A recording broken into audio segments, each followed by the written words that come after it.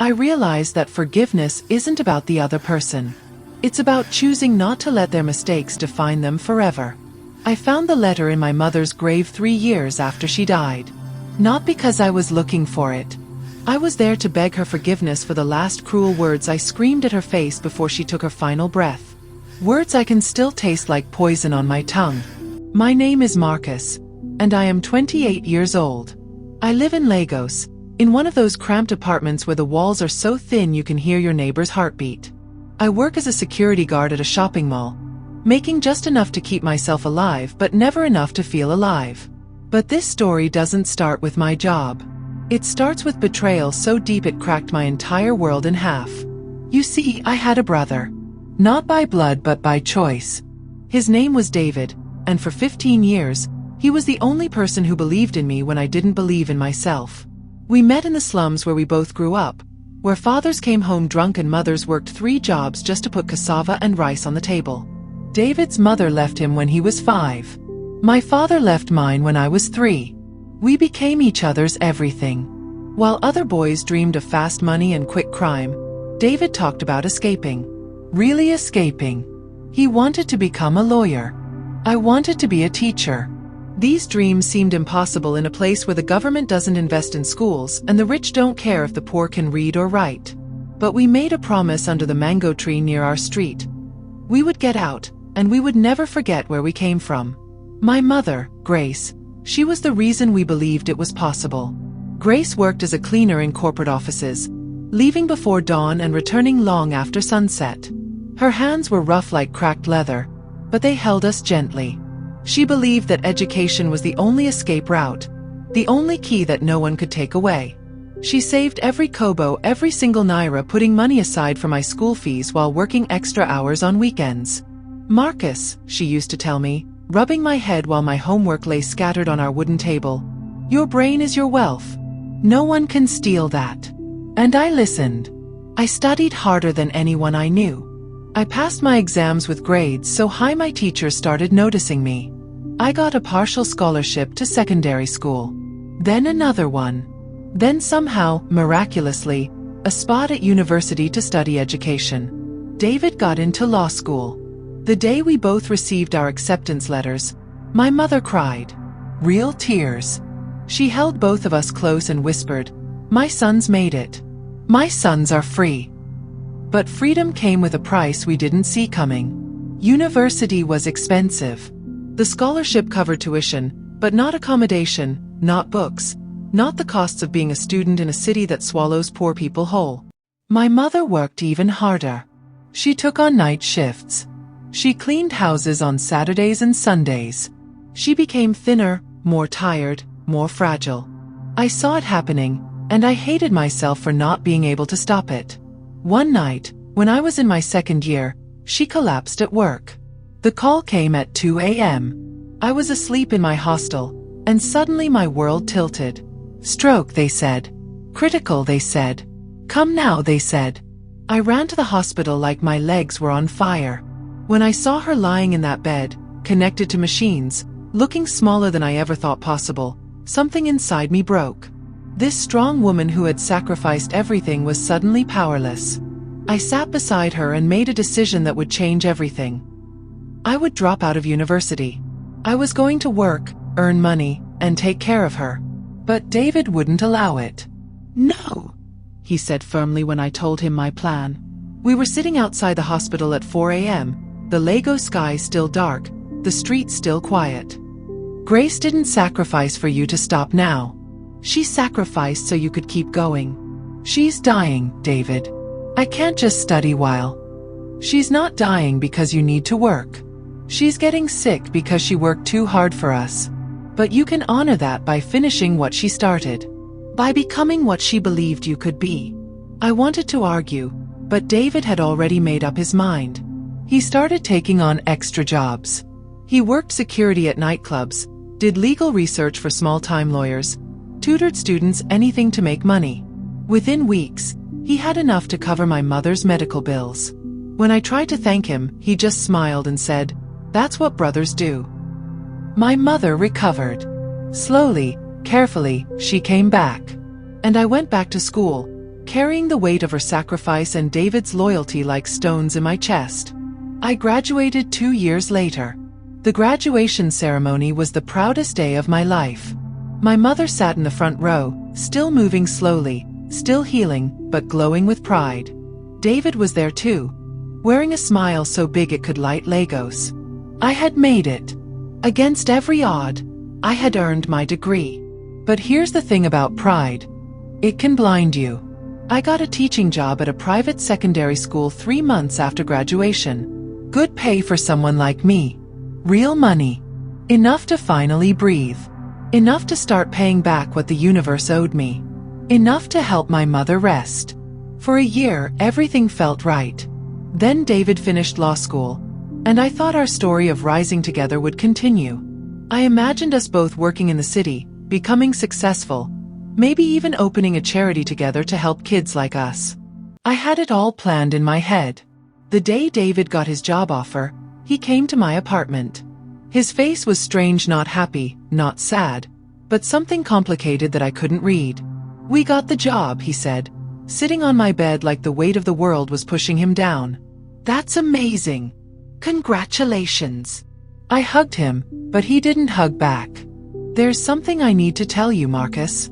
Something I should have told you a long time ago." My stomach flipped. He told me everything. The words came out slow and painful, like each one was costing him something precious. When he was in his 3rd year of law school, desperate for money, he had made a deal with someone dangerous. A man involved in fraud schemes. David had been helping move money for him, legal paperwork, fraudulent documents, the kind of work that could land him in prison. "How much?" I asked, my voice very quiet. "Enough to keep Grace alive. Enough to keep you in school. The hospital bills. The extra money that appeared when I needed it most. The medical treatments no one explained to me. All of it came from crime." I felt like the floor was disappearing. "You're a criminal," I said, and the words hung in the air like a blade. "I did what I had to do," David replied, and there was no regret in his voice. That was the worst part. He didn't feel sorry. "You lied to me. For years, you lied to my face while preaching about hard work and becoming better than where we came from.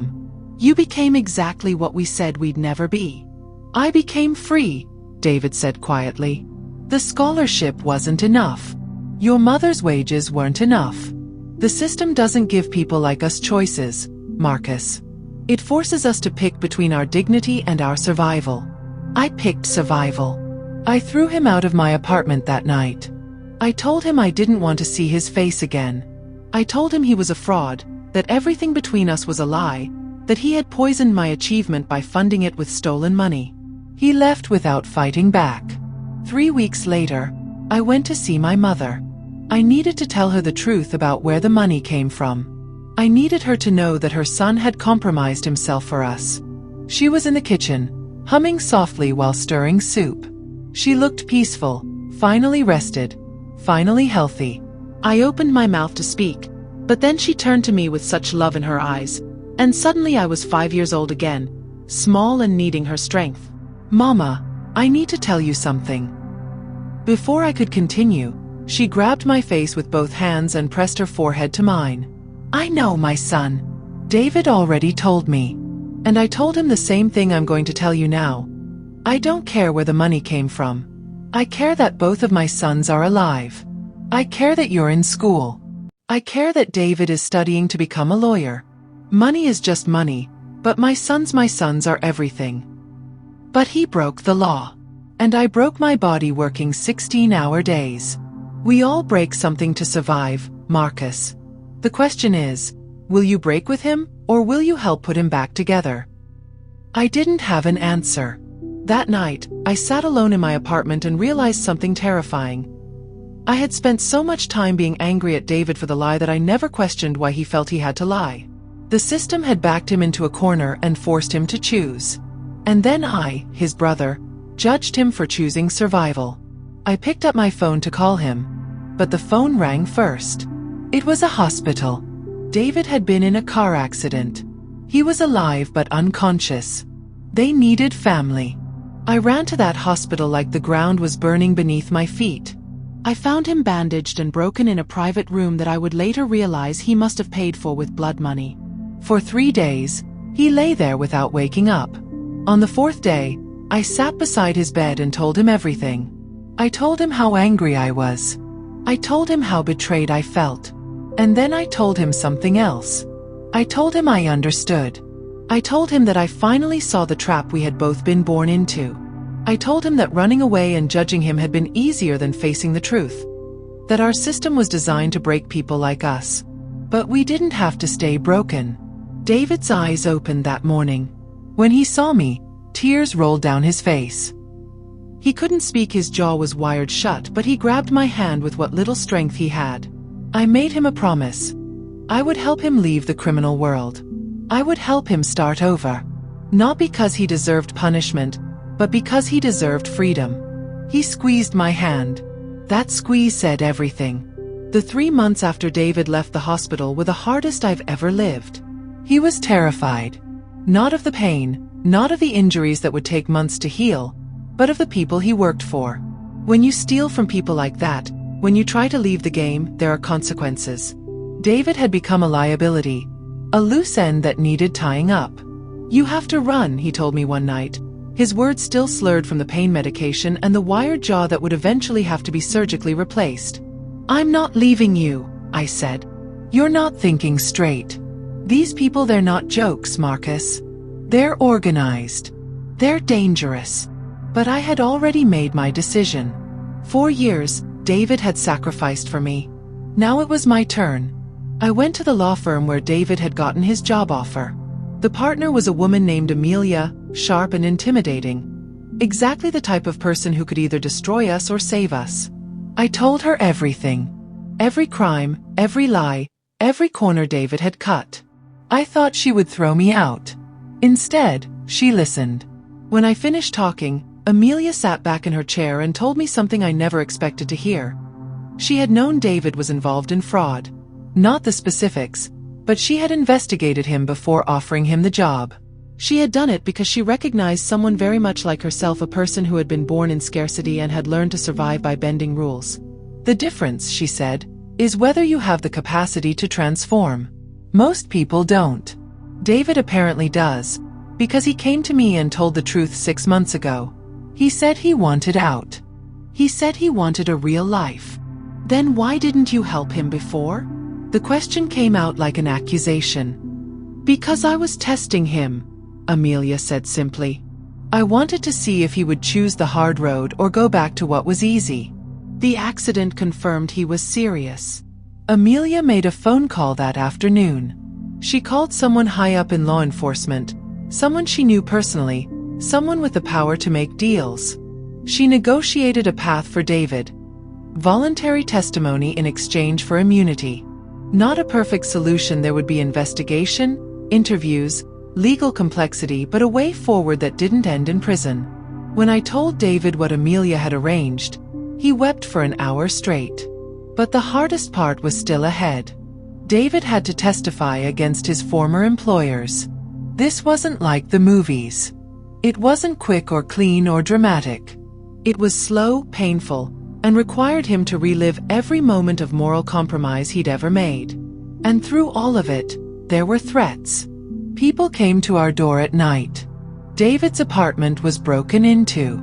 I received a note at school that said, "Stop talking or start dying." We went to the police, but the corruption ran deep. Some officers were on the take. Some just didn't care about a poor boy from the slums. I started to understand why David had felt so trapped in the first place. The system was rigged from every direction. That's when my mother showed up at my apartment one morning with bags packed. "We're leaving," she said. "Leaving where?" "Somewhere smaller. Somewhere safer. A village where nobody knows us and nobody cares about anybody else's business." "Mama, David needs us. We need to see this through." She grabbed my chin and forced me to look at her directly. "I didn't sacrifice so you could die with me. I didn't break my body so you could throw your life away being noble. You're going to stay here, you're going to finish testifying, and you're going to survive. Then you're going to come find me, and we're going to live the quiet life we earned." She left the next day. After she was gone, the city felt different. Colder. Darker. David and I were alone in a way I'd never imagined we could be. But also we were finally honest. One night, sitting on my apartment balcony overlooking the Lagos traffic and the endless sprawl of human struggle below us, David told me something he'd never said before. "I forgive myself," he said. "I did terrible things, but I was a child trying to save his sister's life. A child trying to feed someone he loved. So yes, I broke the law. But I also kept my promise. I helped get you out. I didn't abandon you. I didn't forget. So whatever comes next, I can live with that." I realized then that I hadn't forgiven him, not really. I was just doing the right thing. But David had already forgiven himself, and that made all the difference. 3 months after testifying, David got the all clear. The investigation was complete. The people he worked for were arrested. And miraculously, impossibly, he was free. Amelia kept her word and hired him as a junior lawyer at her firm. Not because she owed him, but because she believed he could become extraordinary. And he did. But this story doesn't end with David becoming successful. Because 6 months after David started his new job, I got another call from the hospital. This time, it wasn't David. It was my mother. A heart attack, they said. Massive and sudden, in a village where the nearest real hospital was 2 hours away. I drove through the night like a man possessed. She was alive when I arrived, but barely. Conscious but fading. I held her hand and told her that David had made it. I told her that we were going to be okay. I told her every promise I'd ever made to her, as if saying them again could rewrite the outcome. She squeezed my hand not with strength, but with love. "I'm proud of you," she whispered. "You chose your brother when you could have chosen yourself. That's not something everyone can do. Don't talk like that. You're going to be fine. You're strong." "I'm tired, Marcus. I've been tired for so long." She closed her eyes and didn't open them again. I found the letter 3 years later, during her funeral rites when I went to collect her belongings from the small house she'd rented in the village. It was hidden in a wooden box beneath her bed, and the envelope was addressed to me in her handwriting. With hands shaking, I opened it. "My dearest Marcus, if you're reading this, I'm gone. And I know you're angry. I can feel you'll think I abandoned you, that I left too soon. But listen to me, my son. I had to leave because staying meant watching you destroy yourself trying to save me. I know about David. I've always known the depth of what he sacrificed for us. And I know you felt betrayed by him. But Marcus, I want you to understand something about betrayal. It's only betrayal when someone promises you something and takes it back.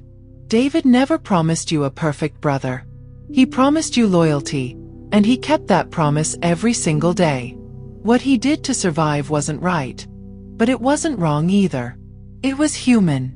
And humans are complicated creatures who make impossible choices in impossible situations. You were going to spend your life being angry. I couldn't watch that. So I left, not to abandon you, but to free you. To show you that sometimes the most loving thing we can do is let go. Now listen carefully. David needs you. Not as someone who saves him, but as someone who walks beside him. The criminal world took a part of his soul, but you can help him remember who he is underneath all of that. You can help him heal. And you, my son, you need to learn that you cannot fix everyone. You cannot carry the whole world. Sometimes your job is just to be present, to witness, to love. I want you to go back to school. I want you to get your master's degree. I want you to become the teacher who changes lives. Not because you're running from something, but because you're running toward something. Find love, Marcus. Real love. Not the desperate kind that comes from fear, but the kind that comes from understanding. Understand David. Understand yourself. Understand that both of you are more than your worst moments. I love you. I will always love you. And I'm sorry I couldn't stay. Mama. I read that letter 100 times. Each time, a different sentence would break me in a different way. But by the 100th time, I understood what she was trying to tell me. She was giving me permission to heal. Permission to stop being the person who had to carry everyone else. Permission to actually live. 3 years later, I did go back to school. I completed my master's degree in education policy while working part-time. David became a senior lawyer specializing in criminal justice reform. We started a non-profit together that helps young people from the slums navigate the legal system and find alternatives to crime. We named it after our mother, Grace's Pathway. Last year, we helped 47 kids stay out of prison. And David? David found someone too. A woman named Sophia who came from a similar background, who understood his journey without judgment, who loved him not despite his past but including it. They got married 6 months ago. I stood at the altar as his best man, and when I looked at his face, I didn't see the criminal I had been so angry at. I saw the 13-year-old boy who had sacrificed his childhood for me. I saw the young man who had made impossible choices. And I saw the man he had become: strong, compassionate, real. At the reception, Sophia asked me, "How did you forgive him?" I thought about that question for a long time before answering. I realized that forgiveness isn't about the other person. It's about choosing not to let their mistakes define them forever. David made terrible choices, yes. But he also made beautiful ones. We're all both, aren't we? We're all the sum of our worst moments and our best moments. The question is, which one do you choose to remember? Sophia nodded like she understood. But the person who really understood was David. 2 weeks after the wedding, he came to me with something in his hands. It was the letter. The letter our mother had written to me. I wanted to read it, he said quietly. Not to invade your privacy, but because I needed to know if she forgave me too. And did she? She didn't write me a letter, but she didn't need to. Because she wrote you a letter, and you forgave me based on what she said. That means she forgave me through you. And that's even more powerful. We stood there in silence, 2 men who had been born with nothing, who had survived betrayal and guilt and anger, who had found their way back to each other through love. I think about resilience a lot these days. And I've learned that real resilience isn't about never breaking. It's about what you do when you're broken. Do you stay on the ground, or do you get up? And more importantly, do you get up alone, or do you help someone else up with you? David and I helped each other up. And now, every single day, through our non-profit, we help other people stand. Our mother used to say that education was the key to freedom. She was right. But she also knew something else that took me years to understand. Love is the lock that holds freedom in place. Without love, freedom is just another cage. But with love, with real, messy, complicated, forgiving love, freedom becomes real. 2 weeks ago, David became a partner at his law firm. Yesterday, I was promoted to head of curriculum at my school. We visited our mother's grave together and told her the good news. We didn't hear her respond, but we felt her presence. In the way the wind moved. In the peace that settled over us. In the certainty that our lives meant something because we had honored her legacy. We weren't born into wealth or power or opportunity, but we were born into love. And that, I've learned, is the one thing that matters when everything else falls away. That's the one thing that truly sets you free. The end.